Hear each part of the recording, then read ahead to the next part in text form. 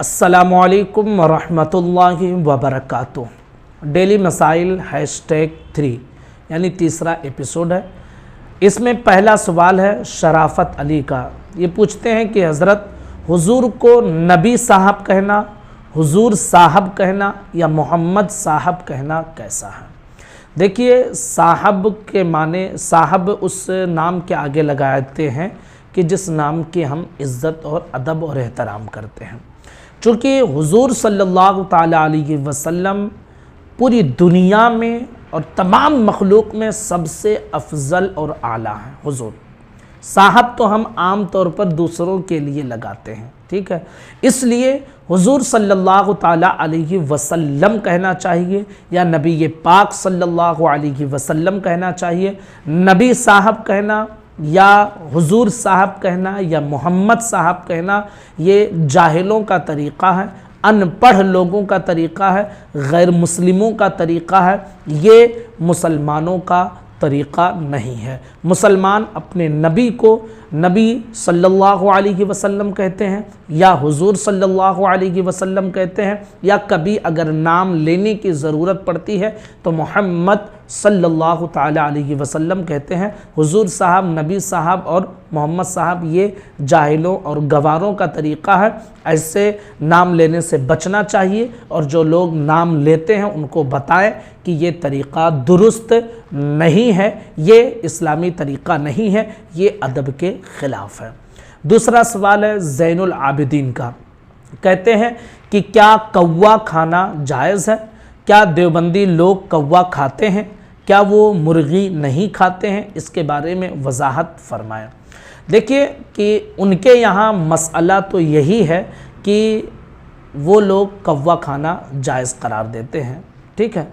और सिर्फ जायज़ ही नहीं कहते हैं, खाने को सिर्फ जायज़ नहीं कहते हैं बल्कि कहते हैं कि बाइसे अजरो सवाब है, यानी जो कौवा खाए उसको सवाब मिलेगा, सवाब का ज़रिया है, ये कहते हैं। अब ये मैं अपनी तरफ से नहीं बल्कि हवाला भी दे देता हूँ, जैसा कि फतावा रशीदिया में सफ़ा नंबर 145 पर है।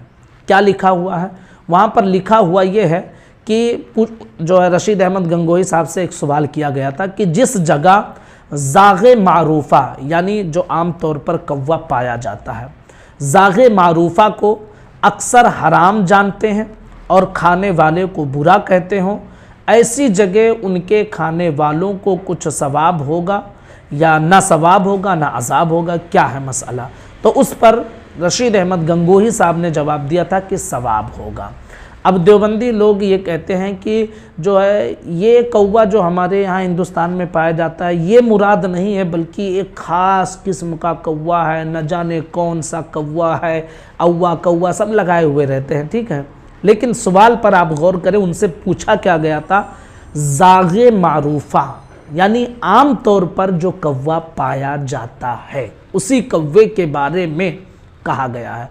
तो आम तौर पर जो कौवा पाया जाता है वो कौवा नाजायज़ है, हराम है उसका खाना, लेकिन इनके यहाँ तो मसला यही है कि उनके यहाँ कौवा खाना शायद जायज़ है, इसलिए कि वो 11वीं की मुखालफत करते हैं तो मुर्गी तो नसीब ना होगी, कौवा ही उनकी किस्मत में है। सड़े हुए लोग सड़ी हुई चीज़ खाते हैं और हम अहले हक़ अहले सुन्नत वल जमाअत हैं जो हुजूर सल्लल्लाहु ताला अलैहि वसल्लम ने जिन चीज़ों को खाने के लिए हलाल फरमाया अल्लाह और उसके नबी ने, बस उन्हीं चीज़ों को खाते हैं और उसके अलावा नहीं। तो कौवे लोग ही कौवा खाते हैं, सुन्नी लोग कौवा नहीं खाते हैं।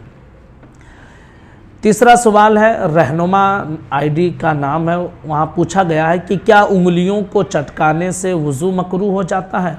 देखिए, उंगलियाँ चटकाना जो है ना, उंगलियां चटकाना नमाज के अंदर ये मकरूह तहरीमी है।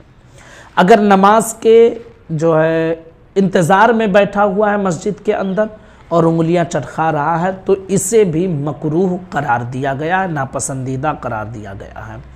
नमाज के बाहर है और उसे थकान वगैरह नहीं महसूस हो रही है, बस सिर्फ़ और सिर्फ बस उंगली फोड़ रहा है, चटका रहा है, तो इसे भी नापसंद किया गया है। हाँ, नमाज के बाहर है और उसे जो है थकान वगैरह महसूस हो रही है और थकान उंगलियों को राहत देने के लिए, थकान को दूर करने के लिए अपनी उंगलियां चटकाता है तो फिर ये मुबाह काम होगा। ٹھیک ہے، تو نماز اس کی وجہ سے وضو نہیں ٹوٹتا ہے اور نہ ہی وضو مکروہ ہوتا ہے۔ تو امید کرتا ہوں کہ ہمارا یہ ایپیسوڈ آپ کو پسند آیا ہوگا۔